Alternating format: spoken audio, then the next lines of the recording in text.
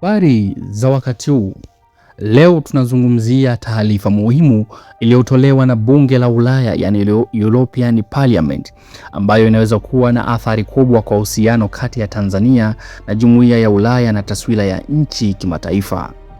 Bunge la Ulaya limeahidi kuendelea kufuatilia kwa ukaribu hali ya demokrasia nchini Tanzania, kuwaunga mkono watetezi wa haki za binadamu na mashirika ya kiraia, huku likijitathmini jinsi serikali ya Tanzania itakavyoshughulikia uhusiano huu katika siku zijazo. Hii ni kauli yenye uzito mkubwa inayokuja wakati wa mvutano mkubwa wa kisiasa ndani ya Tanzania. Baada ya uchaguzi wa Oktoba mwaka 2025, kesi ya Tundu Lissu, ripoti ya tume ya Jaji Chande na madai yanayoendelea ya ukiukwaji wa haki za binadamu. Bunge la Ulaya limetoa tamko rasmi likisisitiza mambo yafuatayo. Jambo la kwanza ni kuendelea kufuatilia hali ya demokrasia, uhuru wa kujieleza na haki za binadamu nchini Tanzania. Na jambo la pili ni kuwaunga mkono watetezi wa haki za binadamu na mashirika ya kiraia CSOs yanayofanya kazi nchini Tanzania.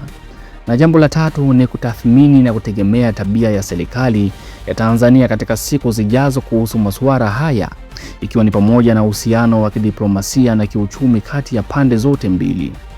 Tamko hili linakuja baada ya ripoti na maazimio kadhaa ya Bunge la Ulaya kuhusu Tanzania tangu uchaguzi wa mwaka 2025, ambapo ulikuwa na wasiwasi mkubwa kuhusu vifo vilivyotokea wakati wa maandamano, kesi ya uhaini ya Tundu Lissu na mwenendo wa serikali kuhusu uhuru wa kisiasa na vyombo vya habari. Bunge la Ulaya limekuwa na mtazamo mkali kuhusu Tanzania tangu uchaguzi wa Oktoba mwaka 2025. Kulikuwa na ripoti za kimataifa kuhusu vifo vingi wakati wa maandamano, ambapo ripoti ya tume ya Jaji Chande ilikiri vifo, ingawa idadi iliyotolewa na pande tofauti ilitofautiana. Kesi ya uhaini ya Tundu Lissu ambayo inakwenda zaidi ya mwaka mmoja, na pia inahusu madai ya utekaji, mateso na vikwazo dhidi ya wanaharakati pamoja na waandishi wa habari. EU inasema inafuatilia na kuunga mkono. Hii si kauli ya kawaida. Inamaanisha kuwa EU inaweza kuendelea na shinikizo la kidiplomasia, ikiwa ni pamoja na kupunguza misaada au kuweka masharti katika uhusiano wa kibiashara. Na pia kuunga mkono CSOs na watetezi wa haki kunaweza kujumuisha ufadhili, ulinzi wa kisheria na kuwawezesha kutoa ripoti za kimataifa. Jambo lingine ni kutathmini mwenendo wa serikali. Ina maana EU itaangalia tabia ya Tanzania katika miezi na miaka ijayo kabla ya kuamua kiwango cha ushirikiano. EU ni miongoni mwa wadau wakubwa wa maendeleo wa Tanzania.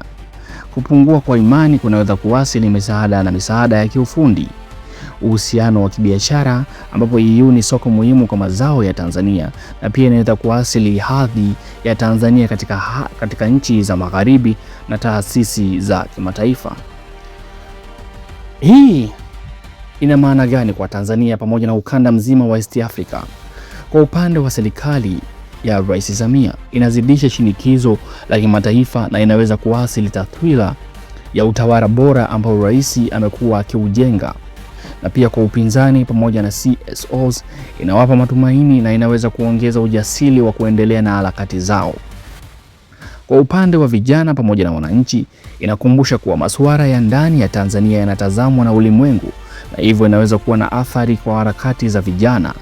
Na kwa upande wa EAC pamoja na Afrika Mashariki, inatia doa katika taswira ya ukanda na inaweza kuathiri mazungumzo ya kiuchumi na kisiasa ndani ya jumuiya.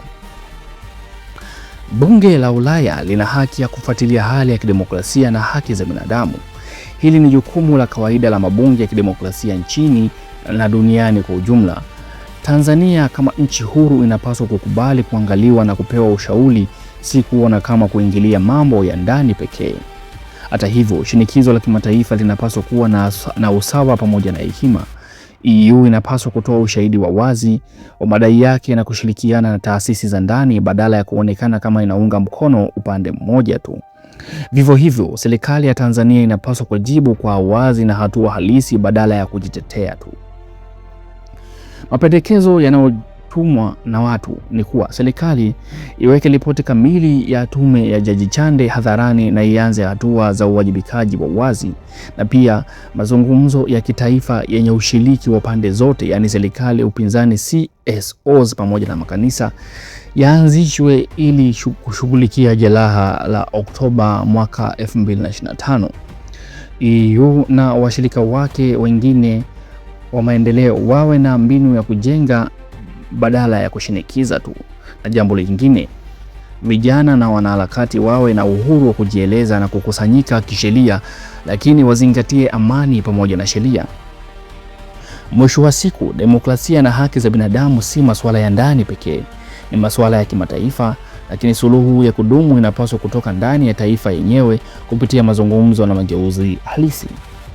Bunge la Ulaya limeahidi kuendelea kufuatilia demokrasia ya Tanzania na kuwaunga mkono watetezi wa haki za binadamu pamoja na mashirika ya kiraia.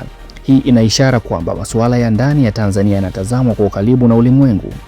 Tanzania inastahili kuheshimiwa kimataifa kupitia utawala bora, haki pamoja na demokrasia inayokuwa.